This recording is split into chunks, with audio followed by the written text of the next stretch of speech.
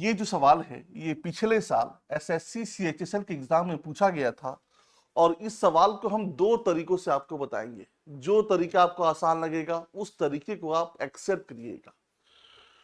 सवाल ये है, पी तथा क्यू मिलकर एक कार्य को इतने दिनों में पूरा कर सकते हैं। वे एक साथ कार्य करना आरंभ करते हैं परंतु 8 दिनों के बाद पी कार्य छोड़कर चला जाता है।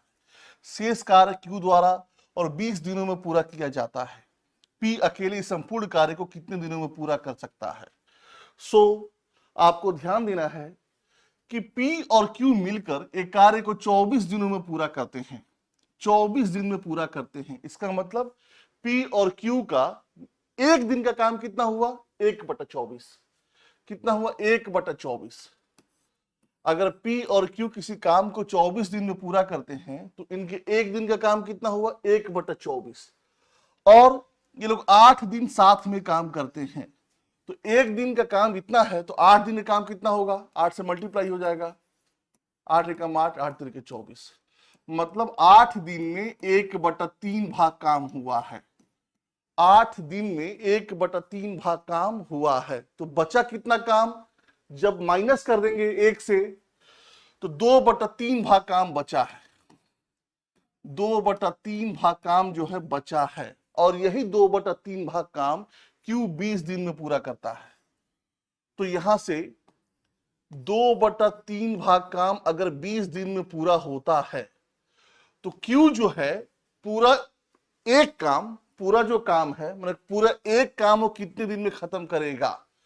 2 दहा में 20, 3 ऊपर जाएगा तो मल्टीप्लाई हो जाएगा, 10 3 30, मतलब Q जो है 30 दिन में पूरा करेगा। Q को अगर यही काम अकेले करना हो तो वो 30 दिन में पूरा करेगा। ये क्या है? ये Q का निकल गया। अब आपको ध्यान देना है, P और Q का 24 दिन में करते हैं और Q अकेला 30 दिन में करता है। तो पूछा किसका है? P का पूछा है। तो क्या करेंगे? 30 माइनस 24 और ये मल्टीप्लाई हो जाएगा। ये शॉर्टकट तरीका है, ये 24 गुणे 30, 30 में से 24 गया 6, ये क्या बचा? 6 बचा, 6 से काटेंगे 6 चौके 24, 30 चौके 120, 1/120। जो P जो है एक दिन में 1/120 भाग काम करता है। ये P द्वारा एक दिन में किया गया काम है तो पूरा काम P कितने दिन में करेगा? इसका उल्टा हो जाएगा, P जो है इस काम को 120 दिन में करेगा।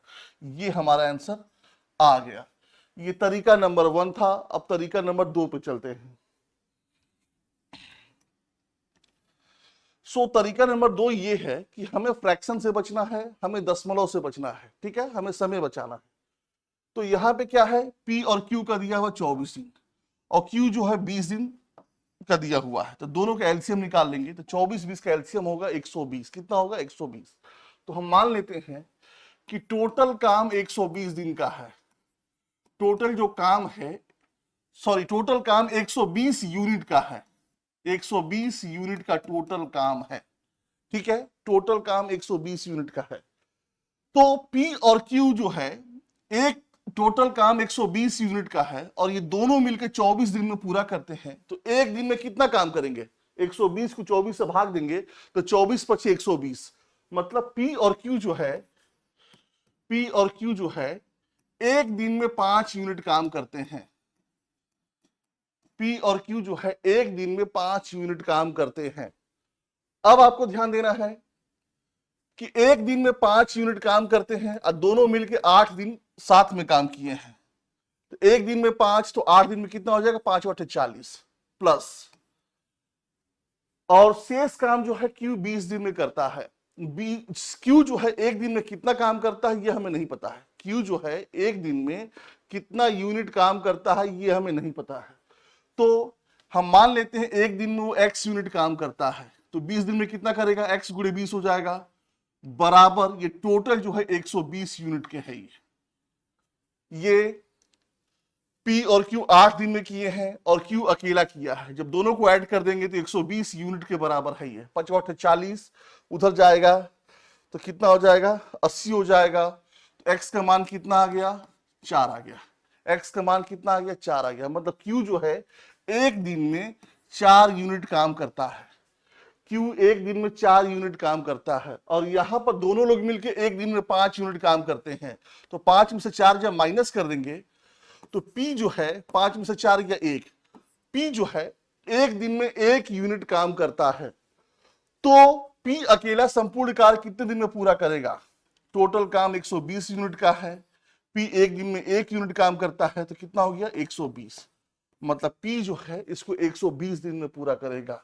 ये बिल्कुल आपको हम समझा के बताए हैं। सो जब भी इस पैटर्न पे सवाल आए आपको ऐसे ही सॉल्व करना है।